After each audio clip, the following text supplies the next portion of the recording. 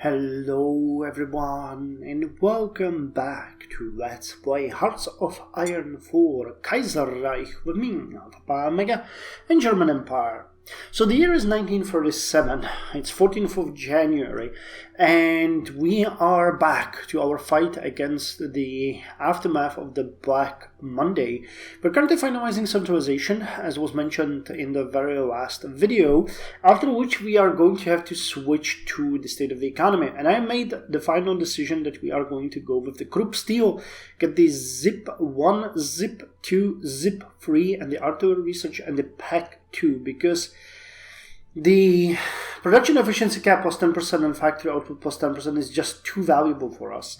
We aren't hurting all that much when it comes to construction speed, nor are we hurting that much when it comes to armor construction, but the efficiency cap is fairly low for us, actually extremely low with the 30% penalty that we're facing, so every little bit is going to help here. So we're gonna have to go through this all, I think, before we can go with the second one, Zip 3 and Pack 2. Okay, so we'll need to get to these two.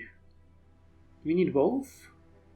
No, just one. Okay, so we can just go through Zip 1, 2, and 3, then go with this one, and then to requires all the following.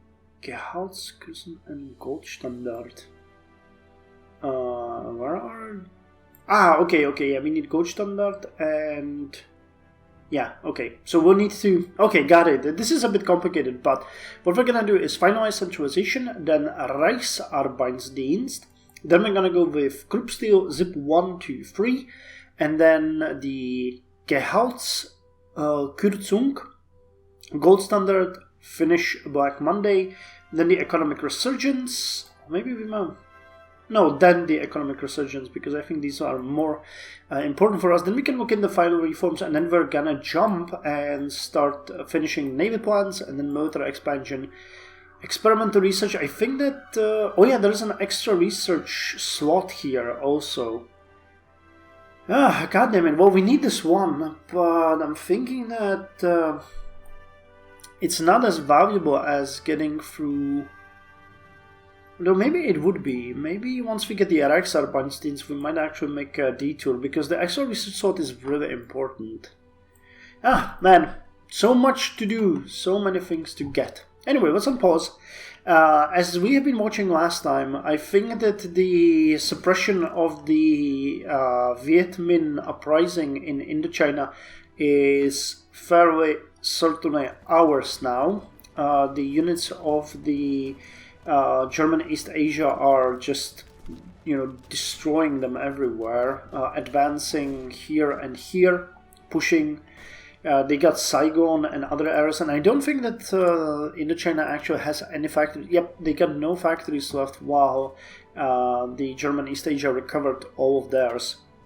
So this is very uneven fight, because unless they are being supported by someone, nope, they're actually not able to reinforce their units or resupply them, because they have no extra equipment left. So that's why the fight is pretty much done. Where I'm seeing issues, though, is the fact that the Carlist Spain is being just demolished, despite having... I think originally the strongest army. Yeah, they're under very heavy attack, and despite our support, they are on a general retreat. They lost all of this territory and all of this territory, and that's not good. Yeah, I think we're gonna lose them, and either the patronal autocrats or CNT, the syndicalists, are gonna prevail. That kind of sucks. Well, on the other hand, we get the concentrated industry 1 done.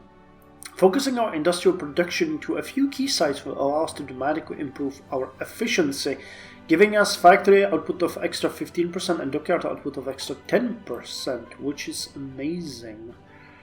We can start immediately with the concentrated industry 2, which is we're gonna do. That's another 15 and 10%, so let's get that.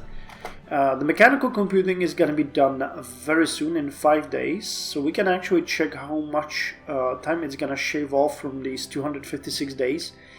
It's 4% bonus, so my expectation is about 14 days. But it really depends on how the math is working here. We're very hard at work on finishing the first 2 battleships that we have here. One will be done on 29th of June, second one on 20th of July. So mechanical computing. Constructing machines capable of advanced differential analysis will radically change the sort of machine-assisted calculation that can be made. Okay, this is way too ahead of time. I think at this point excavation could be good, especially because of that 30% bonus. Technology sharing, 179 days. Though I'm really looking ahead to some of these. I'm interested in getting the car research. The reason why I'm doing that is that we are soon going to design a 1938 infantry division, and the 1938 division is going to look something like this. It's going to give us support anti-tank, and it's going to have a motorized recon, and we're going to switch this unit for artillery and this unit for anti-tank. Overall, this unit is better in everything. It has 25.6, which is more than 40% increase of soft attack. It has quadrupled hard attack. Its defense is increased by 14%, breakthrough by 7, piercing is quintupled, and it has 1.5 more reconnaissance. However, I'm still not sure whether or not we want to give them either the motorized recon or the actual armored car recon. And to actually evaluate that, we need to get the armored car research. Now, the armored car has an end game of this, which is a heavy armored car with a really decent piercing, which is good. Other than that, these cars are not great. They would be much better for example, motorized units because of their big bonus to breakthrough. But as far as armor and stuff goes, they're not good. But I think that we might just bite the bullet and at least research the first one, so that we have an idea at what we're looking at here. But I'm not sure. I mean, I'm really not sure, because it's nearly 3/4 of a year worth of research for something that we don't really need all that much at this point. But I mean, it's gonna be the final. We still will need to get the field hospital for them as well. That's gonna be the last thing we're gonna attach to them. We don't have any need for industry, nor for engineering, nor for air, though the large airframe would be good.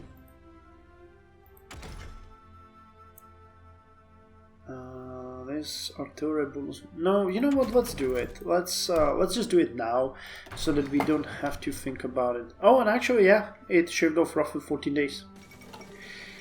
Xinjiang Creek erupts in war. Really? Huh. Wangji Creek. Wait, is this the Xinjiang Creek? Xinjiang Creek? Huh. Or is it a different one?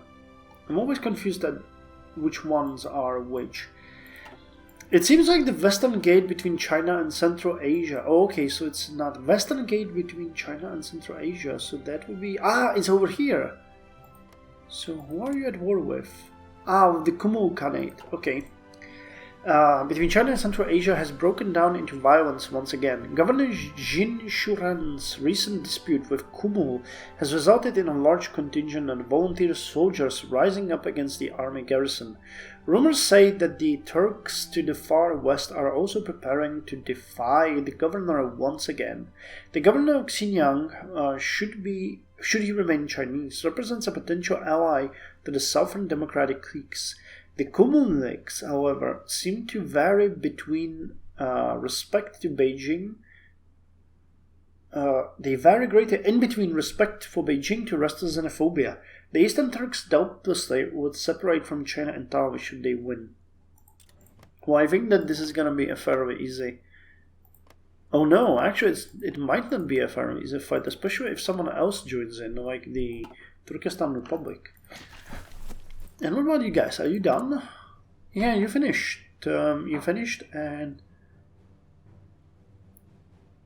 you're actually giving military access to the German East Asia. Okay, so you're a friend of us, paternal autocrat. And what about these guys? It's Merchant Corps, Market Liberal against paternal autocrat. 10-11. Okay, it seems like the Merchant Corps might win. Okay. Cool. Well, I mean, good job there. So how are we doing with the centralization? Still 10 days to go.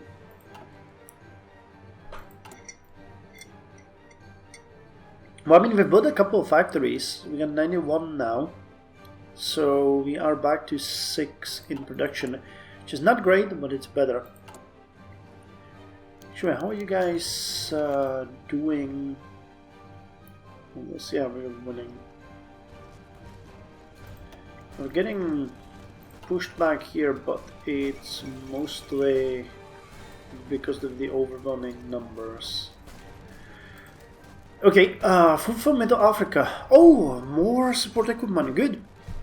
Thanks to the initiative of the new colonial administration, Middle Africa is now producing grains and canned food in significant quantities, enough so that it relieves some of the pressure on our domestic industry. Without the new colonial administration, this kind of benefit would be impossible. Nice. And Louise Hoffman's Pacific Flight. Louise Hoffmann was the first German woman to gain a pilot's license. After her 1944 transatlantic solo flight, she has become one of Germany's most famous aviation pioneers, along with heroes like Manfred von Richthofen and Günther Püschel. Today, Fräulein Hoffmann has accomplished a new long-distance record in her customized Fokker F9, starting in Tahiti 36 hours ago.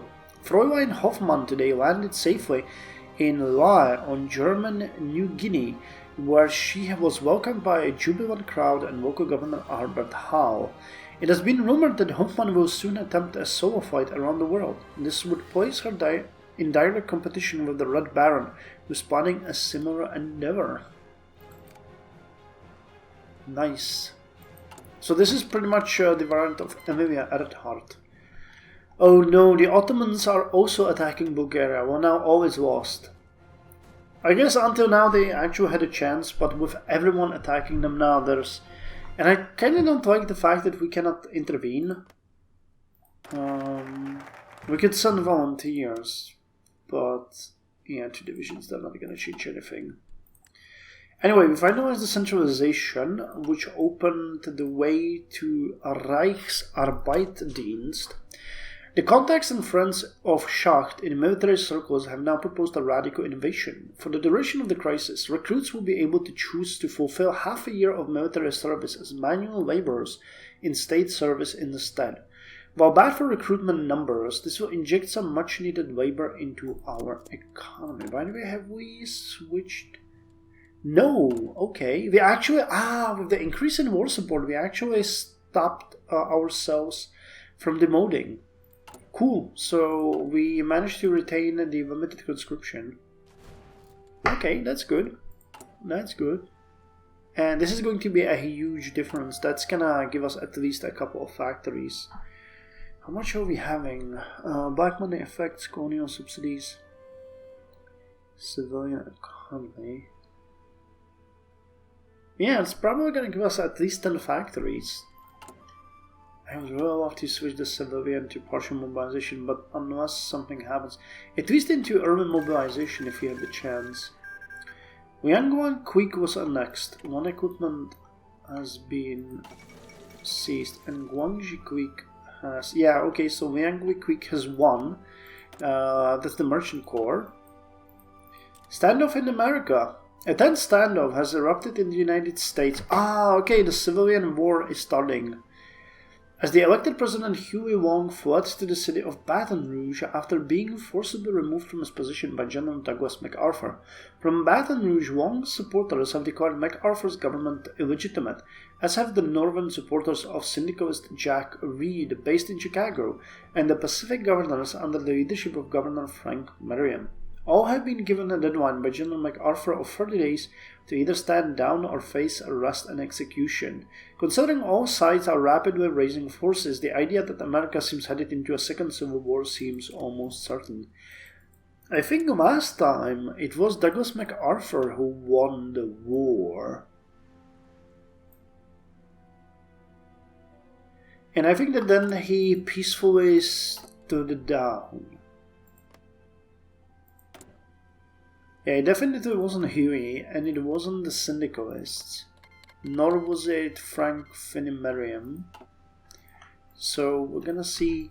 Do we have numbers on this? Because I wonder if it's 13 to 21, 10 to 35. Yeah, if everyone pushed... I mean, the United States of America, the Douglas Mac... Oh, God! Okay. So that's a change. They just gained a huge... I mean, they didn't gain any of their armies, but they gained a huge amount of territory. But if everyone pushed against the United States of America, which is actually how it's gonna start, because they're right in the middle, so everyone can attack them. If that happens, they might lose. The fall of Madrid, yeah, it's done. These guys, how's their army? Well, they're still the strongest, but they're being pushed. I mean, obviously this combat is not enough for them. That sucks. I wouldn't really like it if we managed to save them, but turns out we won't be able to. Finland and the Reichspakt. Finland has unofficially been allied with Germany since 1917, and they have been part of Middle Europe ever since. However, now that they have stabilized their government, their membership of the Reichspakt should be renewed. Welcome back. Sure. Kingdom of Finland has joined the Reichspakt. You are a much welcome ally, and we want to have you back home. Yep. Improved machine tools. Yes, additional production efficiency bonus. Okay, we're doing this. That's pretty good. Now, okay, let's get the excavation one. Advancements in drilling techniques allow us to excavate resources that were impossible to reach earlier. It's not like we can do much more, but you can see now that the actual production efficiency, yep, look at that, 25.18 with no increase in factories actually. So we started at like 12 and we are nowhere near the maximum. This is really good. We're starting to look really nice. Okay, socialists assume full control in Norway. Oh no! No, syndicalist, yeah. After winning the elections and forcing King Haakon VIII to abdicate, the Socialist Party of Norway yesterday ratified a new constitution which fully turns the country into a syndicalist state, just like France and Britain before them. With another piece of the chessboard joining the syndicalist cause, the balance of power in Europe shifted again in the great game of chess between the revolution and the old order. But we have yet to see how Norway itself will affect the overall state of affairs. They will betray King Haakon's trust so shamelessly. And the Showa restoration. Reports from Tokyo for the past few weeks have been scarce, but now few can doubt that the Japanese democracy is dead. Following the failure of the government to crack down on the nation's nascent syndicalist movement, conservative officers conducted a coup d'etat, ousting the prime minister and establishing a military dictatorship. But even this is proven temporary. Officers aligned with the rival restorationist faction have launched a counter-coup. As the streets of Asia's greatest city run red with blood, they have announced the Showa restoration, a restoration of ultimate power to the emperor and the rebirth of Japan, free from the corrupting influences of syndicalism, democracy, and the Western influence. Okay, national populist, and Hirohito is now the emperor of Japan. The National Security Act, yeah, we can't see any of their focuses. And the Norwegian Socialist Republic has joined the Internationale. Okay, you're gonna join the 3rd Infantry Army. And I think at this point we can just train another infantry division. Elections of 1937. Okay, Serbia and Bulgaria ended their war, and Ottomans and Bulgaria ended their war. Yeah, Bulgaria lost a ton of territory. Greece regained all that it has lost, and Serbia gained huge chunks. I think all of this territory and all of this territory, yep. And Romania gained this. What did the Ottomans gain? Nothing, really, did they? Yeah, they gained nothing. And, well, so everyone gained something except the Ottomans. Okay. The elections of 1947. Today the German people will elect their representative to the Reichstag. The elections have been tightly fought and the results are awaited with much anticipation. The fate of several parties and, of course, the Kaiserreich itself could be decided today. If the Social Democrats manage to secure enough votes, the realist wing of the Social Liberal FVP will form a coalition with them. Another possibility would be a coalition of nearly all liberal and bourgeois parties, NLP, FVP, and the Bavarian splinter party BVP, against the predominance of the DKP, led by the beloved Lion of Africa, Paul von Lettow-Fallbach. Or the DKP could just continue their comfortable majority. Who shall win? Is there any difference for us? Final reforms, Europarat. Do we need anything? Restore the Bundesrat. Can't get that one either. I don't think we have any reason to choose anything of these unless we actually see something here. So SDP and the realist FVP, social democracy and social liberalism increase. We lose a bit of power. Elections will take place every 5 years. Social liberals will join the coalition. Otto Weiss will be appointed as advisor. Resource gain efficiency and factory output increased. Or the Lion Roars, the Neue Grosse Coalition. We gain 40 political power. Market liberalism is increased. And we get division speed, armor experience gain, or change. Who needs change? I mean, I actually like this one. The resource gain efficiency and the factory output would be good. Social Democrats and realist wing. I mean, at this time, the social liberalism and social democracy should be the most popular one. Especially because of the hit. So let's go with the SPD. Sozialdemokratische Partei Deutschland. Okay, Otto Weiss is our chancellor now, which gives us another factory output bonus, which is great. And okay, we're getting more command power, so who can actually get extra experience? You can. So you are the motorized and tank divisions. Guerrilla fighter, no. Let's go with Fortress Buster. Attack against forts and enable siege artillery. I like that. And okay, Reichsarbeitsdienst. Colonial subsidies are gone. Yeah, look at that. The Viet Minh is gone. I think at this point we can actually stop our subsidies. We've sent them 1600 weapons, 60 field artillery, and 60 support equipment.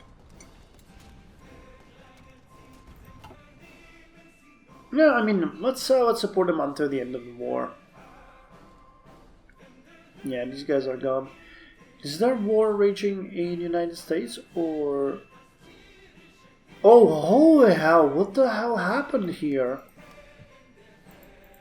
So Pacific States of America, syndicalist, American Union, and the poor military junta has lost. Wow. Okay. I wonder how this is organized. That's really interesting that happened. So many changes in the territory. That's going to be a long and bloody conflict right there.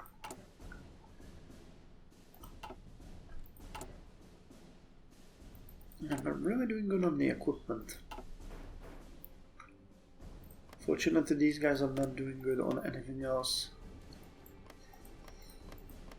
Yeah, I am going to double down on the supplies, and we're gonna start sending them more weapons and everything once we can. Because I would really like them to continue fighting. But we first need to see that this is won.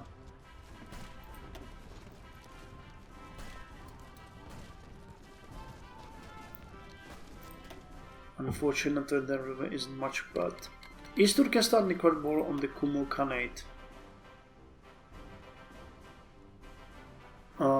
East Turkestan, really?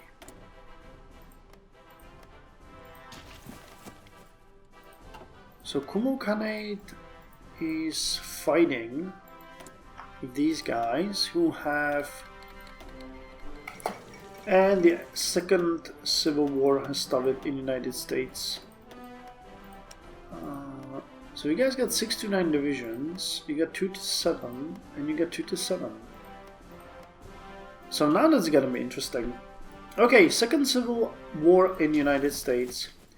To those not in the know, it might seem like the crisis of the United States came out of nowhere, but experts agree that this was a civil war years in making. Since the collapse of the New York Stock Exchange in 1925, the economy of the United States has been sluggish and mired in deep recession. Now the United States have collapsed into an all-out civil war between the supporters of the federal government, the combined syndicalist states of America, the right-wing American Union state, and the remnants of democratic rule in the Pacific states of America. Volunteers are pouring in from around the world to support one faction or another, with some characterizing this bitter ideological conflict as simply part of a wider global clash of ideals. Cool!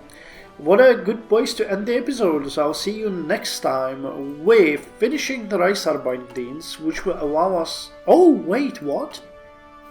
Oh yeah, we lost one of the effects of the colony, so we already have 22 factories, and we are going to remove additional 10%. Cool, so the economy is starting to pick up. Nice. Hopefully that's gonna be good, because we are going to definitely need to start hauling and constructing and everything. So anyway, thank you very much for joining me, and I'll see you in the next episode.